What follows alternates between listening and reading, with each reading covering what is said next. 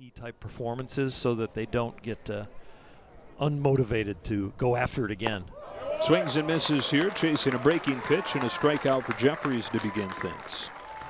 Slurvy type breaking ball there from Jeffries that got Betts the chase.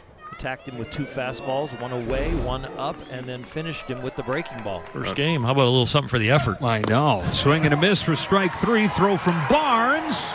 Trust the track record.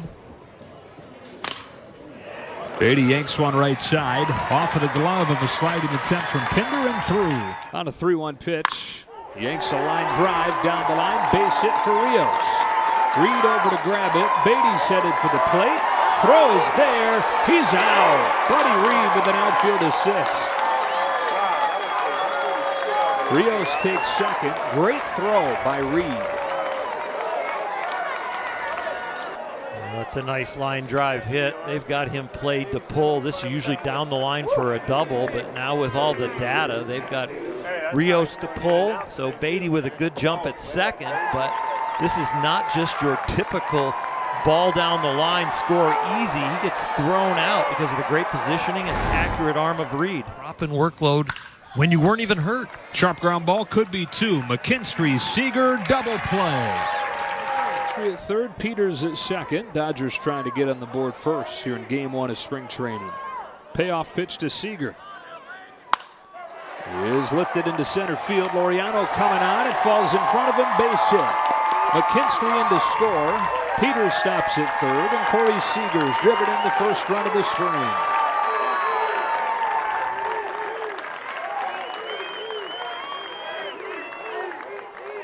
And the 20% capacity as the MVP chant going.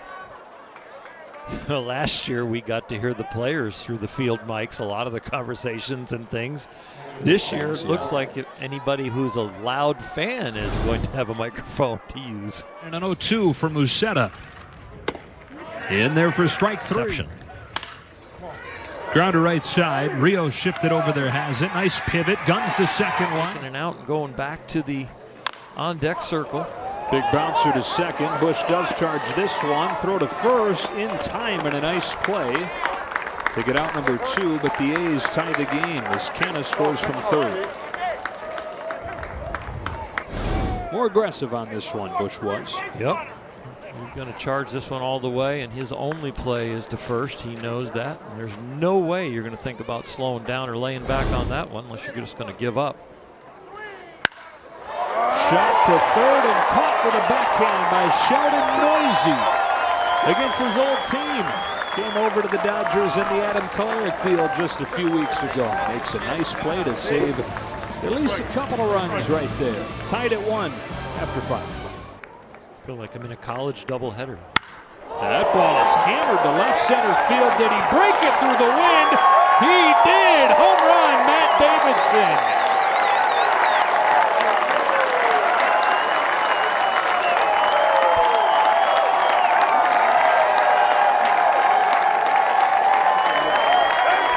Miles an hour, 30 miles an hour, 2-club wind, 3-club wind.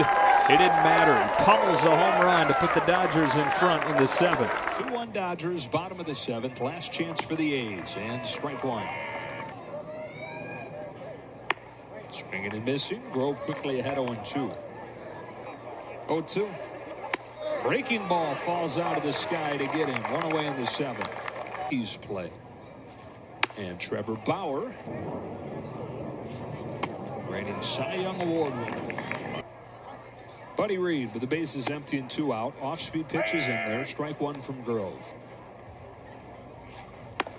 0-2.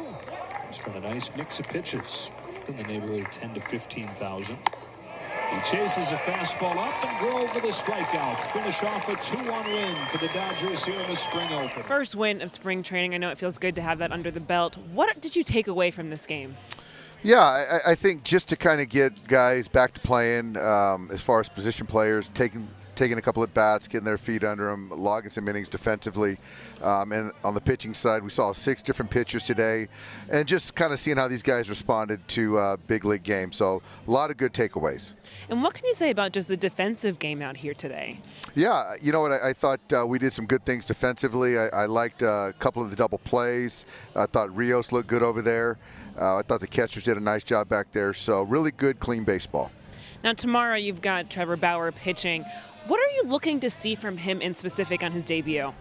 You know, I mean, this guy's a veteran. It's more of just getting him an up and down, ideally get him through 2 innings, and then, you know, he's going to kind of sequence the way he wants to, but just get him out of there, get a couple innings, get out of there healthy, and all will be good. As all of the pitchers prepare to get ready for opening day, is there something that you're telling them just to kind of not only get their reps on the mound, but mentally to be ready for this? Yeah, you know what, I'm just very fortunate because we have a lot of guys that are kind of tried and true and know what they need to do to get ready for a major league season. So I think that Mark Pryor has done a good job of communicating kind of their program and expectations, and they're all on a pretty good routine so far. Thanks so much, Dave. All right, you got it. Tomorrow extra exciting because it's game 1 for Trevor Bauer. Yeah, it's going to be very exciting to add him to the pitching staff. Not only what he brings on the field, I think there's going to be some very interesting conversations in the locker room, in the food room, on the 4 days or 3 days in between starts that he is not pitching because he loves to get the baseball. He brings a dynamic to the pitching staff ability-wise, but also information and context as far as how to go about your game. So it's going to be a Walker Buehler, Trevor Bauer debate, I think, on a daily basis. Clayton Kershaw will listen in and chime in when he wants. But it's going to be a lot of fun to hear about those conversations. How about your build-up as a starting pitcher? What are you trying to do tomorrow if you're Trevor Bauer? And what does the rest of this month, getting ready for opening day, look like? Yeah, each individual program will be different, especially where you are in your career, what you're dealing with how much you threw last year. If it's Clayton Kershaw and how he feels again last year, we had an uptick in velocity and also the breaking stuff was sharper. Walker Buehler this year, really a little less with his body. The arm is actually ahead of the body this year, so maybe not a slow ramp up. And if you're a starting pitcher, it's how you feel, how they have your program laid out, but mainly it's about staying healthy, building strength and endurance, and getting your innings up. In this generation, getting your innings up to at least 5. Clayton Kershaw last year was exceptional, a step up from where he had been in 2019. What are you looking for from number 22 here in 21?